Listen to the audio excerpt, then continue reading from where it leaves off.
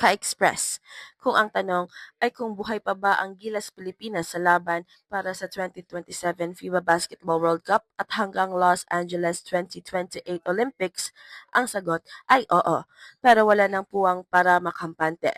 Nakapasok ang Gilas sa second round ng Asian qualifiers.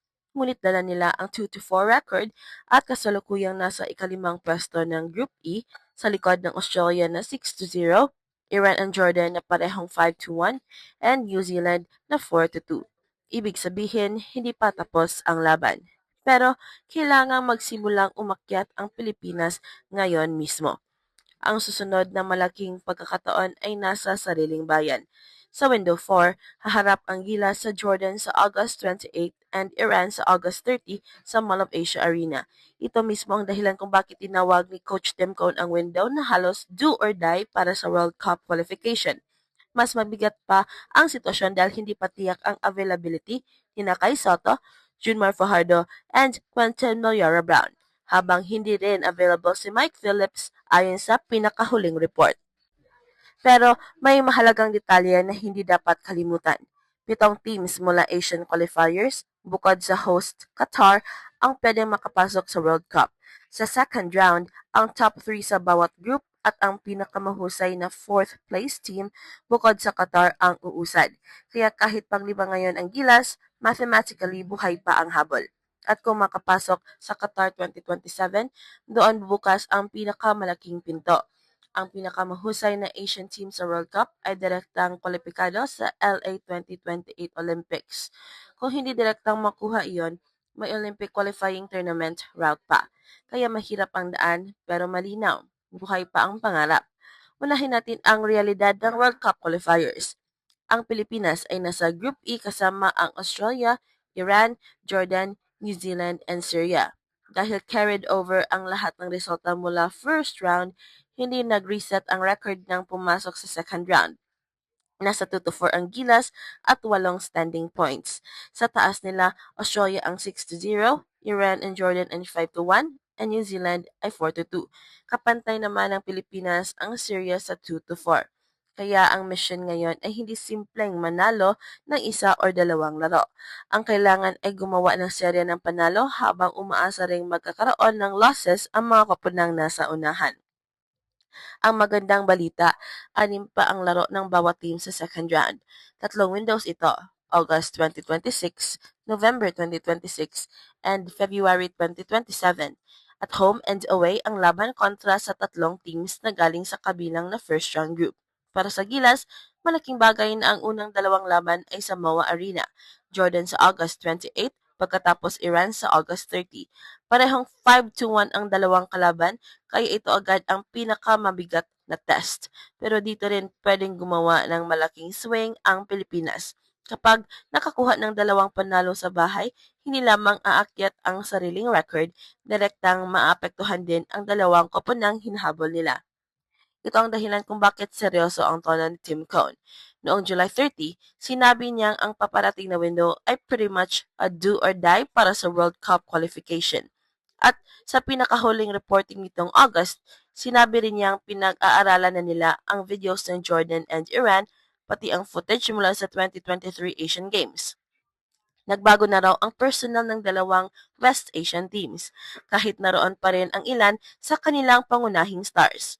Ang mahalagang mensahe ni Cone, kung makukuha ng Gilas ang pinakamalakas nitong available roster, naniniwala siyang kaya nilang harapin ang dalawang powerhouse. Diyan pumapasok ang malaking usapin sa frontline. Ayon sa latest reporting, hindi pa tiyak ang availability ni Kai Soto, Junmar Fajardo, and Quentin Meliora Brown. Si Mike Phillips naman ay iniulat na hindi makakasama dahil dadalo sa kasal ng kanyang kapatid sa United States. Malaking usapan ito dahil sa size and rebounding ang isa sa pinakamahalagang armas laban sa physical na Jordan and Iran. Sa FIBA team profile ng Pilipinas, si Phillips ang kasalukuyang leading rebounder ng Gilas sa qualifiers sa 8.5 rebounds per game. Kasunod si Meliora Brown sa 8 and AJ Edu sa 7. Sa scoring naman nangunguna si Justin Brownlee sa 14.2 points per game, kasunod si Dwight Ramos na 13.5. Kaya kung titingnan ang formula, hindi ito imposible pero hindi rin pwedeng puro pangalan lang. Kailangan maayos ang shooting, defensive rebounding, transition defense, and execution sa half court. Sa qualifiers, hanggang ngayon, 77.5 points per game ang average ng Gilas. Makikita rin sa official FIBA team comparisons na nasa 25.9% lamang ang three-point shooting ng Pilipinas sa kasalukuyang campaign. Sa ganitong klaseng dikit na qualification race, isang malamig na shooting night or isang mahinang fourth quarter ay pwede maging pagkakaiba ng World Cup ticket and elimination. At narito ang mahalagang qualification rule.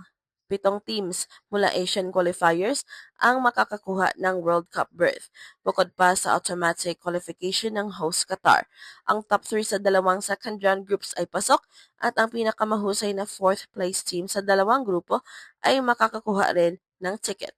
Ibig sabihin, hindi kailangang maging number 1 ang Gilas sa Group E.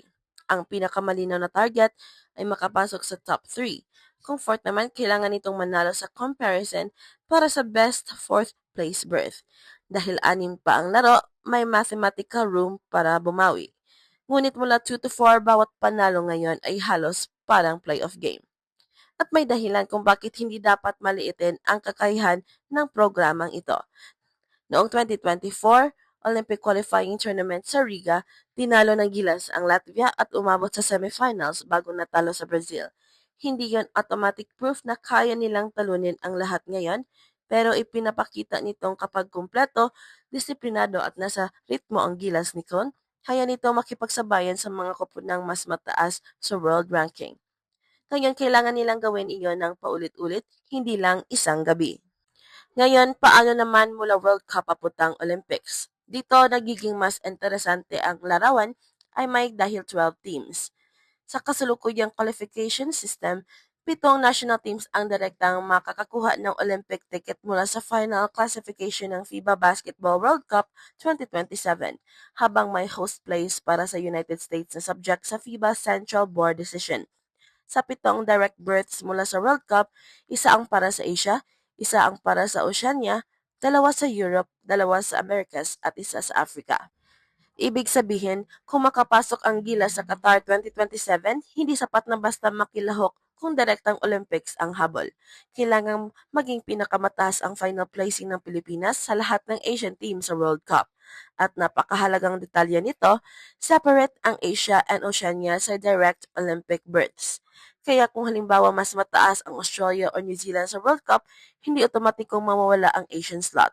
Ang labanan ng Gilas para sa direct ticket ay laban sa kapwa Asian countries batay sa final World Cup classification.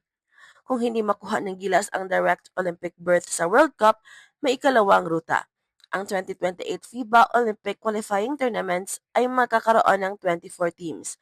Hahatiin sa 4 na tournaments na tig-anim. Winner lamang ng bawat tournament ang kukuha ng 4 na natitirang Olympic spots. At ito ang Express Info kung saan bawat kwento ginulat ang mundo. Don't forget to like and subscribe.